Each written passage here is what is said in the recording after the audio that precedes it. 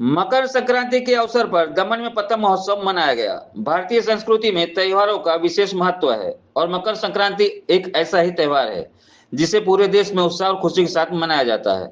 दमन में भी हर साल मकर संक्रांति के पावन अवसर पर एक विशेष रंग देखने को मिलता है।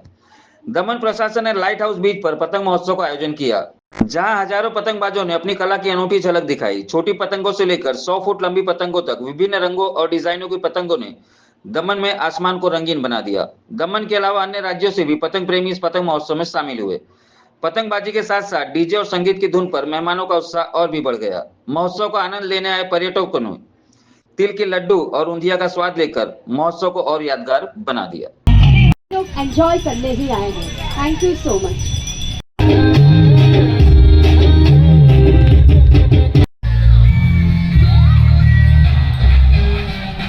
દમણ પ્રશાસન દ્વારા દમણ દીવમાં દર વખતે આ કાઇટ ફેસ્ટિવલનું આયોજન કરીએ છીએ। દર વખતે આ રીતે અમે લોકો આ કાઇટ ફેસ્ટિવલનું આ ઇવેન્ટ કરીએ છીએ અને ખૂબ જ સારો રિસ્પોન્સ દમણ અને દીવમાં મળે છે। પ્રશાસન દ્વારા આ જે ઇવેન્ટ થાય છે તો અમારી રિક્વેસ્ટ એવી છે કે દર વખતે આ રીતે ઇવેન્ટ થતી રહે। ઘણી બધી જગ્યાએ ઇવેન્ટ દર વખતે થાય છે, પછી કોઈ વાર નહીં થાય છે, પણ અમારું એક રિક્વેસ્ટ છે કે દર વખતે આ રીતે ઇવેન્ટ થાય ને ટુરિસ્ટને એક એન્જોયમેન્ટ મળે।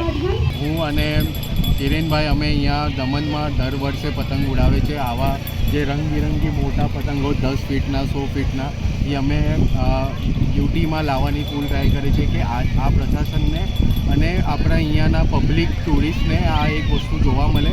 ખાલી ગુજરાતમાં જ આ પ્રખ્યાત છે, પણ આપણે આને સ્પ્રેડ કરવું છે કે અહીંયાના લોકો અને દમણ બીચ જે આટલું સરસ બનાવ્યું છે એને આ થોડું હું કંઈ નહીં, બોલો બોલો।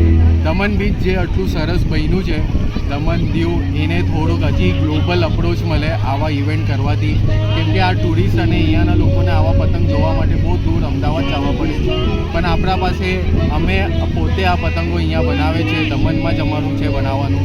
તો અમે એ વસ્તુ અહીંયા લાવીને અહીંયાના લોકોને અને ટુરિસ્ટને આપણે આ બીચને થોડુંક પ્રમોટ કરવું છે।